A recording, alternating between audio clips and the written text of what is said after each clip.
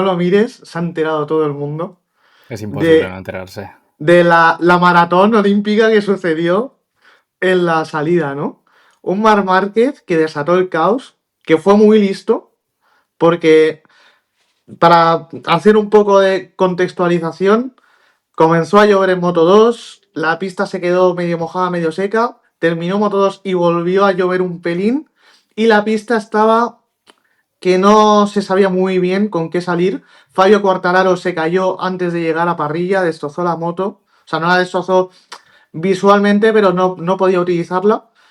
Y claro, todos los pilotos tenían la duda de si salir con los neumáticos de mojado o los de seco, y todos tenían montados los neumáticos de mojado.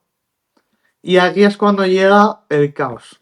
Marc Márquez aprovechó, a falta de 2 minutos, para ir corriendo a los pits y cambiar de moto por una que tenía los neumáticos de seco. ¿Qué es lo que ocurre aquí?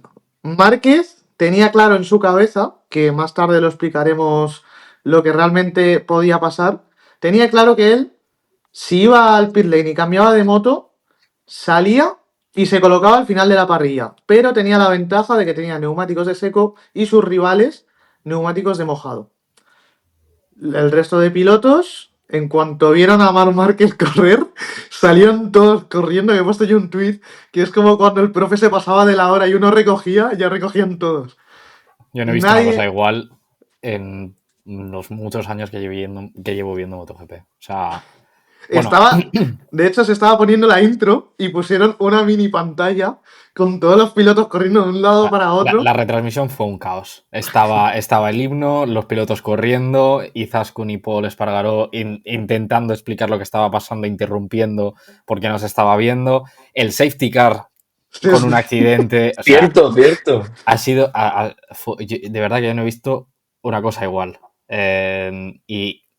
Y es que no hay un precedente, como mucho la famosa salida de Argentina en la que Miller se quedó, o sea, por delante de toda la parrilla, saliendo con ventaja. No he visto una cosa igual. Pero la picardía que hay que tener, que ahora explicaremos que le pudo salir muy mal porque él pensaba una cosa que luego no era. Eh, Pensó en el reglamento, pero no lo recordó bien y le podría haber salido muy mal. Lo que no le falló es que él tenía claro que si él hacía ese movimiento, todos le seguían. Eso es lo que no falló. Porque aquí, al parecer, y lo cogemos esto con pinzas, porque no se sabe exactamente si la bandera roja fue por el accidente del safety car o por falta de pilotos en parrilla. Aquí hay un poco un vacío en el que a priori con un mínimo tiene que salir la parrilla con un mínimo de pilotos. Entonces, si le seguían todos, tendrían que sacar bandera roja para hacer un restart. Pero yo creo que lo que él tenía claro es que le seguían. Y eso La es lo bandera. que... Sí. Sí, La sí. bandera roja, en principio, es por la normativa de que si salen 10 o más pilotos, hay que volver a reorganizar la parrilla. El accidente del safety car se supone que fue en la vuelta que dan mientras está formada la parrilla. Pero a falta de, no sé si son 10 minutos o incluso no sé si fue antes de formar la parrilla. Lo que pasa que me sorprendería mucho que se chocara el safety car y las motos pasaran por ahí igualmente. Yo creo que fue con la parrilla ya montada, Sí, pero yo con el creo que fue tiempo con la parrilla. O suficiente. sea, fue en el transcurso de toda esta situación. Pero yo creo que con el tiempo suficiente como para retirar el coche y ya está. Entonces, en Yo he de principio, decir, sí, sí, dime, dime. no digo que yo recuerdo ahora mismo eh, una carrera con una parrilla que se de aquella forma tan intensa como esta, creo que no la tenemos, al menos en el tiempo moderno actual, desde hace 11 años, porque no sé si os acordáis, en Sanserring 2014, Sí. aquella parrilla que salieron como 10 12 pilotos desde pit lane y la parrilla quedaba Bradel, que claro, tuvo la suerte de el piloto alemán, corría en casa, cogió los neumáticos buenos y aún así luego a mitad de carrera se le dio la vuelta de tortilla totalmente. Sí, también si no recuerdo mal, Silverstone 2016 o 2017, no estoy seguro ahora, que también entraron todos al pit lane Mm. y creo que finalmente se canceló incluso Se la canceló, carrera. sí, esa carrera se canceló. A ver, cuando hay condiciones mixtas siempre suceden este tipo de cosas. Para mí, o sea, lo resaltable es lo que o sea, cómo empezó y quién lo generó. O sea, que hicieron alusión a Ángel Nieto con la famosa caja de herramientas que tiró para evitar que se saliese. Yo creo que más que evitar que se saliese, él tomó una decisión arriesgada. O sea, es creo la diferencia. Es lo que hablamos siempre de esa diferencia entre Márquez y otros pilotos. La diferencia de decir, tomo esta decisión y a ver qué pasa. Y a ver si genero revuelo y si se mueve el avispero un poco. A mí me pareció surrealista, pero a la vez con la determinación que lo dijo luego que la tomó, porque al final aquí hay una cosa es lo que él consideraba que era realidad y él tomó la decisión pensando que el reglamento era así y luego es lo que el reglamento era realmente, que por lo visto, y aquí, bueno, os enviamos a las redes de MotoGP, que hay un vídeo que queda muy claro y que sale el race director a explicarlo y la conversación que tuvo Márquez con el equipo para tomar esa decisión. En caso de que ningún piloto lo hubiese perseguido, hubiese salido en la pole position, pero hubiese tenido que hacer un ride-through en la carrera, lo cual le hubiese arruinado por completo la carrera. Le salió bien, pero podría haber salido muy mal. Claro, yo cuando terminó la carrera me llegó una conclusión, ¿no? Por así decirlo, que digo, Marc Márquez realmente tenía un win-win de manual. Porque si hubiera entrado a cambiar de moto y el resto se hubiera quedado, él tenía los de seco y habría ganado sobrado la carrera. Pero claro, luego te paras a pensar y ves el vídeo que ha publicado MotoGP, que ojo, han salido a la defensa, ¿eh? Sí, sí, sí. Sabiendo Sí, porque han que... sacado una conversación y una situación que es delicada, ¿eh? O sea, una conversación de Márquez con el equipo, luego la conversación del ingeniero con Tardozzi, o sea, es una situación peculiar. O sea, rara vez esos vídeos salen a la luz. Sí, porque al final la gente hizo una lectura como que Márquez había aprovechado el reglamento, ¿no? Y yo creo que el campeonato ha dicho, por aquí no podemos pasar. Y esto hay que... Porque además es mentira. O sea, de hecho, no lo hizo. O sea, yo por eso para mí hay dos cosas. La convicción con la que él lo hizo, pero que luego realmente era una situación muy delicada y muy arriesgada, que si no le llegan a seguir, eh, pues no hubiese pasado. Y aquí lanzo la pregunta de si llega a salir corriendo otro piloto, ¿lo hubiesen seguido? No sé qué pensáis. Yo creo que, a ver, desde luego que Marc Márquez ha vuelto a ser el que siempre fue, porque ahora parece que lo tiene todo en su sitio. ¿Qué ocurre? Que yo creo que quizá está en el hecho de quién fue, porque, a ver, desde luego, y quizá lo hiciera con todo el respeto del mundo, si lo hiciera Chantra, quizás no sería como "Buah, una decisión arriesgada, a falta de 2 minutos del cierre de parrilla, tal", pero que lo haya hecho Marc Márquez, yo creo que es como una actuación inmediata de si lo está haciendo es por algo. Y ya es una actuación inmediata porque se ve incluso que Peco se gira 2 veces y dice, Buah, se ha bajado, vamos detrás porque algo está tramando. No, y Pedro además lo dijo, lo que ha hecho Marc lo hemos seguido todos, porque al final es siempre el que saca más partido a estas circunstancias, el que siempre va rápido, sea en mojado, sea en seco, y al final seguir su estrategia. Sí que es cierto que muchas veces se la ha jugado y le ha salido mal, como Aragón 2014, por poner un ejemplo, pero claro, llega un momento en el que dices, tengo un piloto que está dominando todo, estoy yo detrás, voy a hacer lo que él haga. Es el Sí, hombre a batir. sí, y es el ejemplo de que un piloto tiene que dominar, aunque luego se equivoque, pero lo que está claro es que domina el reglamento, lo conoce. Y eso para mí es la diferencia entre pilotos campeones y pilotos que a lo mejor les cuesta dar ese paso aunque tengan la velocidad. Porque se plantea escenarios que nunca sabe si se van a dar, pero se los plantea por si acaso. Y porque, luego lo dijo, es mi trabajo. Compito en MotoGP, tengo que dominar el reglamento bajo el que compito. Y esto muchas veces ha habido situaciones en las que los equipos, los pilotos han tenido dudas. O sea, que el reglamento de MotoGP parece que está muy claro, pero luego cuando entran las dudas es cuando hay problemas y los equipos no lo conocen realmente. Entonces, bueno, para mí, independientemente de cómo pudiese haber acabado, creo que es una de esas situaciones históricas dentro del campeonato y y creo que es una situación que significa Marc Márquez. O sea, es lo que genera Marc Márquez esto. Toma una decisión y todo el mundo va detrás.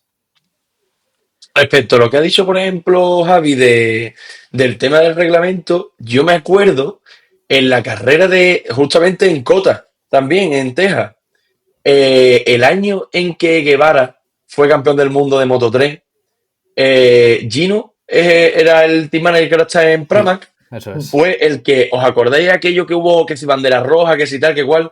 Él fue con exacto, fue con el reglamento en la mano a dirección de carrera y dijo, oye, tal. Y gracias a ello le otorgaron la victoria a Guevara.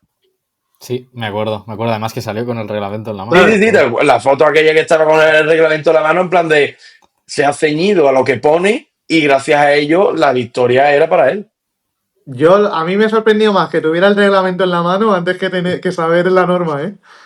Desde luego. Sí, porque eso es ser previsor. Es decir, aquí lo tengo cerca por si acaso. Que nunca se sabe. O sea, si lo hizo así de rápido es que no era la primera vez que lo hacía. Y bueno, fundamental también hablar, evidentemente, de que tras todo este caos, Marc Márquez se fue al suelo cuando tenía la situación muy controlada, todo hay que decirlo. No sé si habéis visto un análisis, no sé si es de la televisión inglesa, televisión Era alemana. TNT, sí. TNT, ¿no? Televisión inglesa. Porque él dijo en declaraciones que ya había pasado por encima del piano anteriormente, que ya se había comido el piano, pero hacen un análisis muy interesante de la vuelta anterior, la trazada que hace, la cual, por cierto, es perfecta, o sea, es una pasada de clip. Y yo no me di cuenta en directo, pero como en la caída pierde por completo el ápice de la curva y se come el piano, pero con las dos ruedas. O sea, no es que toque línea blanca, es que lo sobrepasa. O sea, es un error grave. Y ese vídeo que no salió o al menos yo no lo vi en Dazón o no lo había visto en redes sociales, pero fue muy interesante porque fue un error de pilotaje, claro. La cosa es que en esa primera curva de las enlazadas, él, digamos que había abierto la veda de atajar por el piano. Y todos los pilotos se habían fijado más o menos en que él sacaba mucho tiempo ahí. Porque luego si te fijabas en el resto de sectores, sacaba diferencia, pero en comparación en el primer sector era donde más sacaba. Y los pilotos, digamos que lo aprovecharon un poco durante la sprint en condiciones de seco, pero en la carrera en mojado no lo aprovecharon tanto por miedo a que pasara eso, que al final un piano que está húmedo junto a la línea blanca es que es Es tentar a la que suerte. aquí quiero hacer un detalle tonto que, bueno, mucha de la gente que nos escucha lo sabrá, pero otra quizá no. Si nunca has visto un piano en persona, eh, un piano desde la tele parecen unas rayitas de pintura que no ocupan mucho y Está que contraperaltado. Y sí, plástico. y plasticoso puede parecer, pero para empezar, lo inestable que es un piano, que a partir de ahora os invito a que si veis un piano en persona, luego valoréis cuando frenan encima de un piano, cuando se suben encima de un piano, lo que supone, pero luego además añadir a eso que está pintado, o sea, son escalones pintados con pintura antideslizante, obviamente, pero que ya de por sí pasar por un piano no es sencillo, y menos con esa inclinación. Lo cual, por eso, para un piloto es tan complicado replicar esa acción de Márquez. Por mucho que Márquez recorte tiempo ahí, te tienes que atrever a recortar tiempo ahí, que no es fácil. Pero es que además se estaba atreviendo a hacerlo con la pista en unas condiciones difíciles. No, es un error, no era el momento. Yo tengo una lectura un poco concreta, por así decirlo, no solo en cuanto al error de Márquez, sino en cuanto a la situación que vivimos ahora en MotoGP, que digamos que se va tan al límite que al final estamos viendo que todos son humanos. Que Marc Márquez, al igual que el año pasado Jorge Martín en Jerez, cuando iba muy muy bien, se cayó en la carrera principal, yo tengo la sensación de haber visto lo mismo. Que Marc Márquez iba muy muy bien, pero al final estás yendo tan al límite constantemente porque no tienes margen, porque realmente Márquez sí que es cierto que ha ido muy por encima del resto en comparación a carreras anteriores del año pasado, pero aún así no tienes margen para despistarte ni para ceder algo, porque Pecco Bagnaia al principio estaba apretando mucho, le estaba recortando distancia. Entonces, yo la lectura, digamos, que hago es, Márquez también se puede equivocar, porque ya estábamos todos pensando en un 100% de los puntos hasta saber cuándo, y que el campeonato está más vivo que nunca. Sí, porque es verdad que es el único que se ha equivocado de Peco y Alex. Pero también hay que contextualizar en qué condiciones se ha equivocado. Estaba haciendo más por equivocarse que Peco y Alex. Peco y Alex han optado, creo, por una estrategia mucho más conservadora desde el inicio, dentro de que Alex le ha plantado cara a Marc, pero ha sabido cuándo tirar la toalla y cuándo no llegó. Y Marc, bueno, es que tenemos que considerar la cantidad de vueltas que ha liderado desde el inicio de temporada. No es para nada sencillo liderar en una moto, en la que es muy fácil perder referencias, es muy fácil desconcentrarte un momento, es muy difícil tener algo que pensar, no tienes una referencia delante, no tienes nada con lo que sostener tu atención, que a nivel psicológico es clave tener una referencia. Entonces, tarde o temprano iba a llegar, pero yo con lo que no estoy de acuerdo es con que son los fantasmas de Marc.